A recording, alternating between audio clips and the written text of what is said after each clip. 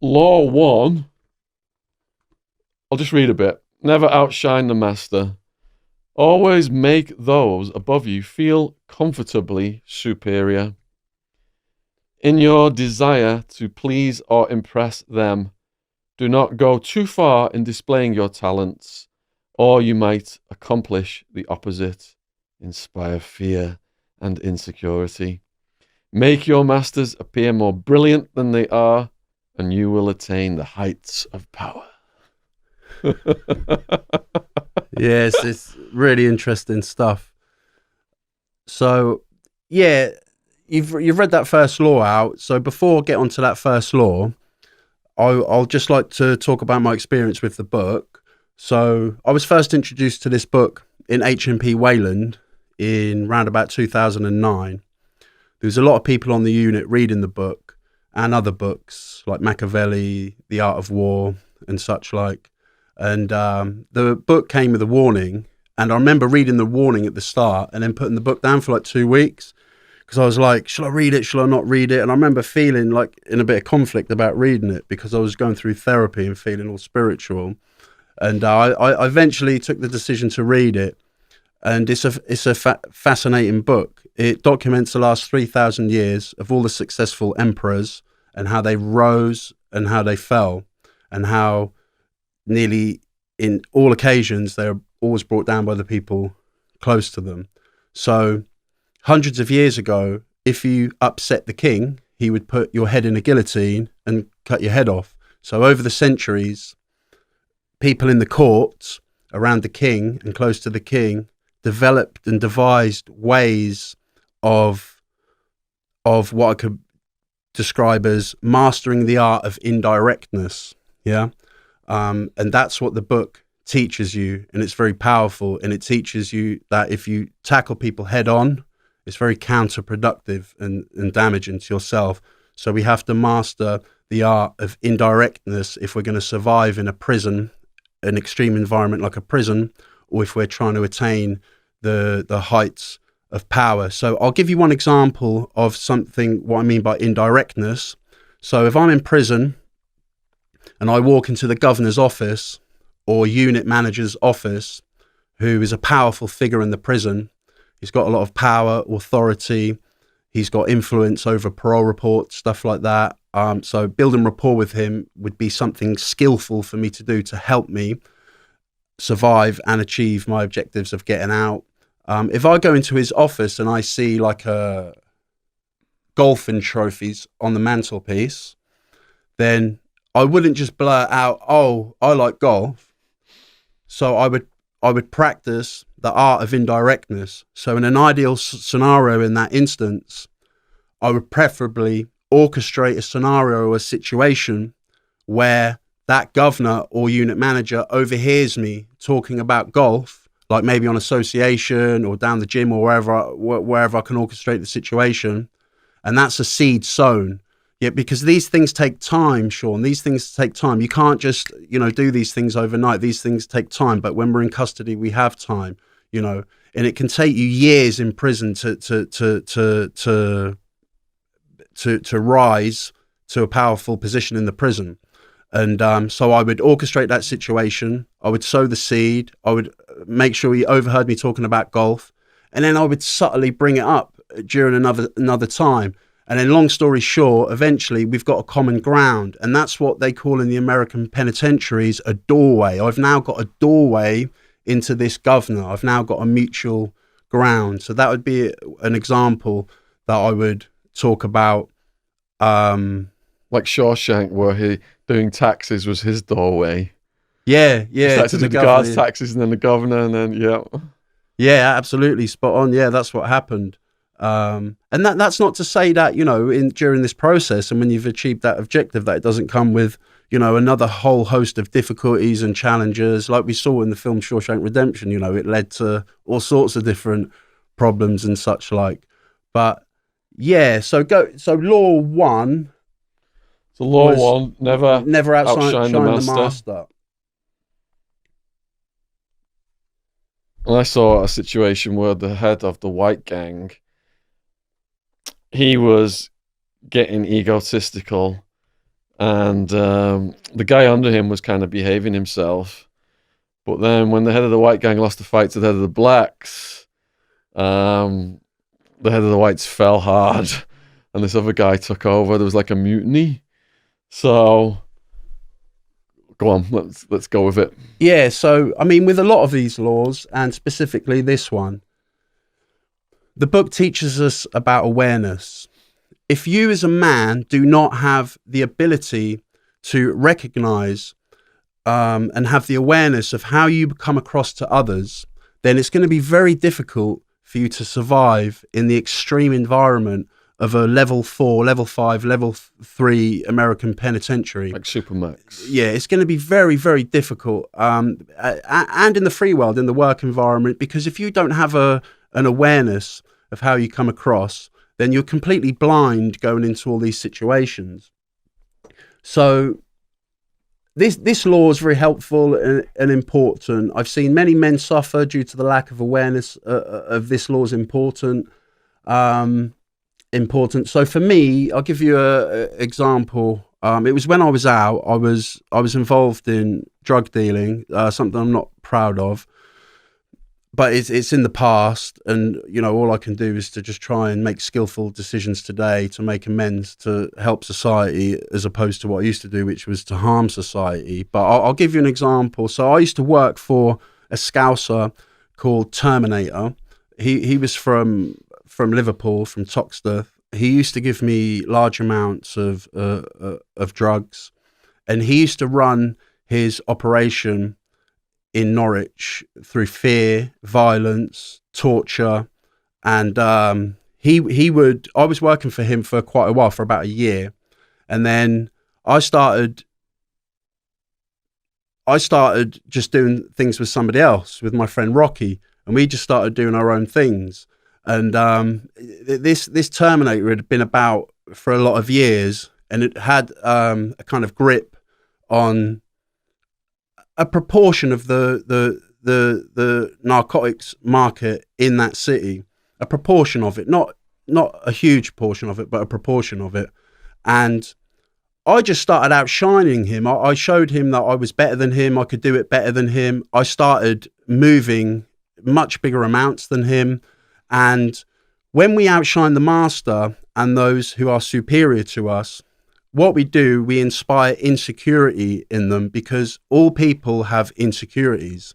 So when we arouse those insecurities, we put ourselves in a very dangerous situation. And this thing with him just escalated so much. He was chasing me around the city with firearms. It got to the point where I would stay in a girl's flat, leave at 11 o'clock in the morning, and within 2 or 3 hours, he'd be there with 4 other people in the car. And then I'd be getting stories and getting messages that they had a gun. And he ended up getting hold of me and taking me to the woods and viciously attacking me with a knuckle duster. And that's what happened with Terminator and outshining him. So with a lot of these laws, I've learned the hard way, Shaun. How could you have avoided that situation? By always making him, who was above me, feel more superior. So playing down my own talents and skills and abilities, and always, not excessively, because excessive praise can be counterproductive as well, but to just, make him feel that I needed him, and that would have maintained the relationship and would have prevented it escalating. And when it escalated in that situation, it escalated very quickly. Very quickly. I had a situation very similar, but from the other perspective. So I'm rising up the ranks, and then I've got locked down the ecstasy market in Arizona. Then Sammy the Ball's crew comes in. They're my competitors. My top sales guy, Skinner, he gets his teeth knocked out by Sammy the Ball's crew. But Skinner poisons another one of my guys, because Skinner's now plotting against me, thinking he can take over my organization, because I moved 100 miles away after Sammy the Ball's crew knocked this guy's teeth out. So he's thinking, I can grab the organization now while he's gone out of Phoenix. So he poisons one of my bouncers, Vince, against me. So anyway, I've got Vince and my wife assigned to pick up pills in Holland, and I get a call from my wife saying that she got high and she had sex with Vince. And while she was high with Vince, she got him talking, and he spilled the beans saying that him and Skinner were going to take over the organization, and I was on my way down and they were on the way up. So when Vince got back to Arizona to the airport, I had to have some of my friends have a word with him and correct that situation very quickly, because they were coming up, rising up and trying to do what you just described. Yeah. Can cause problems, and it caused problems for them. And it's another great example, Shaun, because what you just described, these things happen very quickly. They escalate quickly. Yes. And you're so deep in it. You're just in it. And it's made me think of another thing that's important with the 48 Laws of Power and what it teaches you. It teaches you the importance of the need to have presence of mind. And if we don't have presence of mind in extreme environments such as prison, or when we're trying to attain the heights of power, it's virtually impossible to achieve, power and to survive. If you're on a level 4 yard in America, and you're just, you got football numbers time, and everything's going against you, you're just hating life. And, but you're trying and you're training and, you're doing your best. But every kite that's coming under the door is just negative and politics and drama.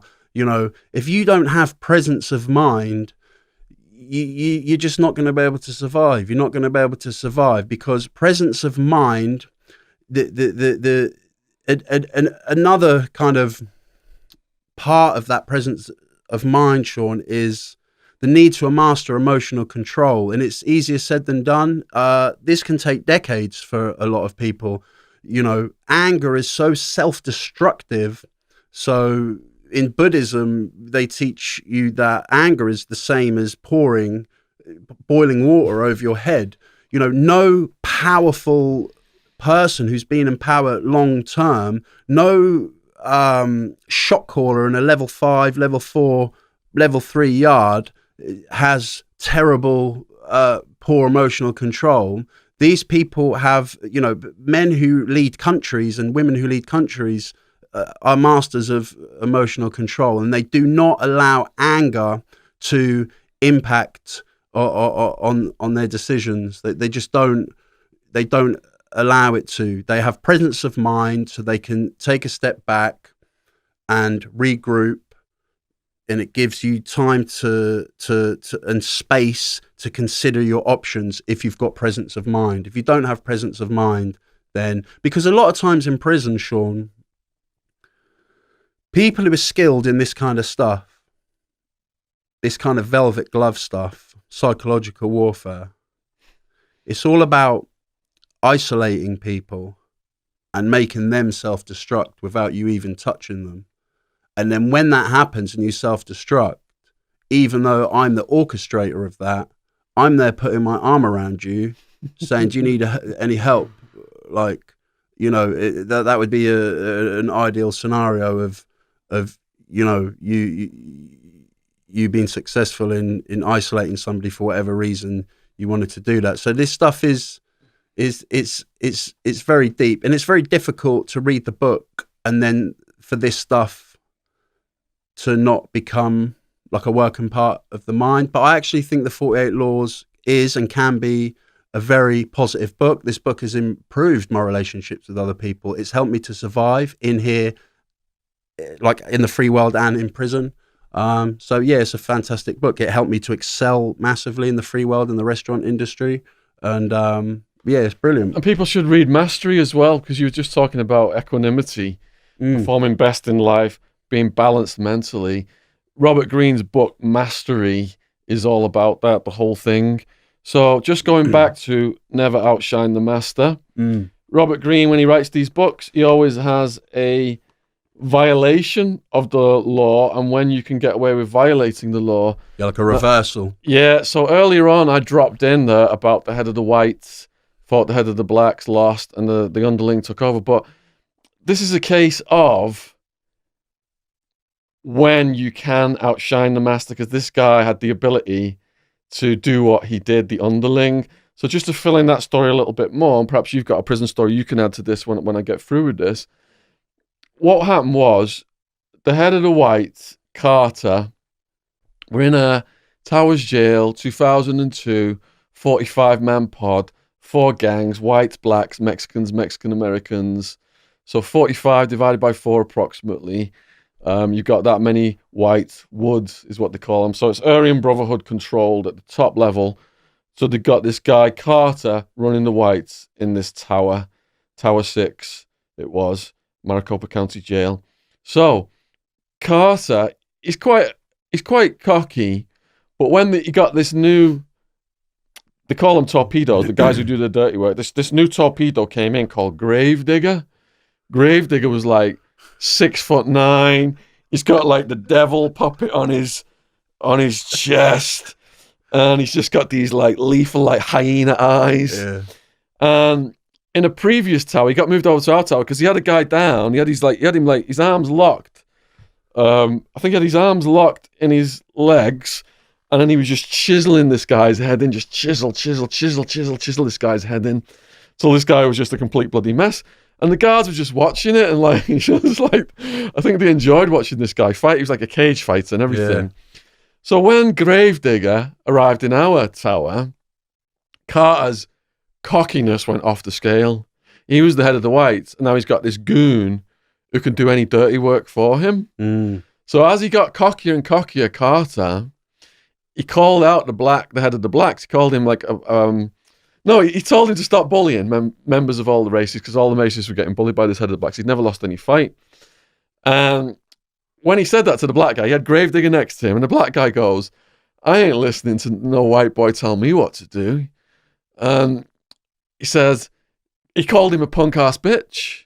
Now, if you call a head of a gang a punk-ass bitch, that's automatic fight. Mm. So they go into the cell under the stairs. He got beat once. Everyone says you got to go back in and fight him again because he just ran out. Yeah. He went back in. Gravedigger stood up and goes, you got to man up and go back in. We sent him back in. Comes out, bangs his head against the thing. And in the end, Gravedigger's just looking down at me like, roll your shit up.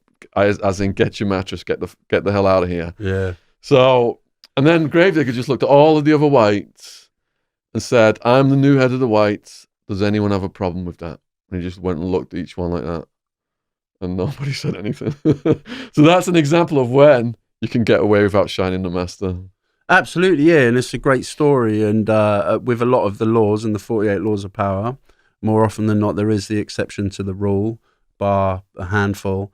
And what you just described, that story, is a great example of just kind of like the natural sort of evolution of a yard in prison. You know, people come, people go. Things change, all is impermanent, you know, nothing stays the same, and the politics change. That's another thing that is a complete mind screw in prison. You know, the politics are this 1 minute, but then people come and go and things change, and you've got stuff for the COs and the guards, you know, they change. They might have alliances with the Mexicans or the Hispanics or, you know, or the blacks or whatever group they've got alliances with. That can change the politics. And then you've got to adapt. Again, you've got to have presence of mind, and you've got to have emotional control to be able to survive and stay alert and jump off that bed every single time that door opens, because you can't be laying in bed when your door opens in those kind of prisons. You've got to be up with your boots on, you know, out the door. You know, even in this country, in prisons, you know, in kind of, they are violent, you know. When I was on B Wing in Winchester, every 23-hour bang up, every time the door opened, it used to just go off. It used to kick off. There was always, there's a lot of stabbings, cut-ins up on the 4s, on the 3s with the young lads, and it was always kicking off. And every time that door opened, you know, you would get up, put your shoes on, even if you're half asleep, Shaun, and you even just stand outside your door, just so you're not putting yourself in kind of a vulnerable situation. But to wrap up that first law, in every law in Robert Greene's 48 Laws of Power book, you have what he describes as keys to power. And what he says on keys to power on Never Outshining the Master is everybody has insecurities, like I said at the start. When you show yourself in the world and display your talents, you naturally stir up all kinds of ill feeling and envy and resentments in others. At the same time, you cannot worry, or spend your lifetime worrying about the feelings of others. But Robert Greene says, with those above you and close to you, you must take a different approach. When it comes to power, outshining the master is perhaps the worst mistake of all.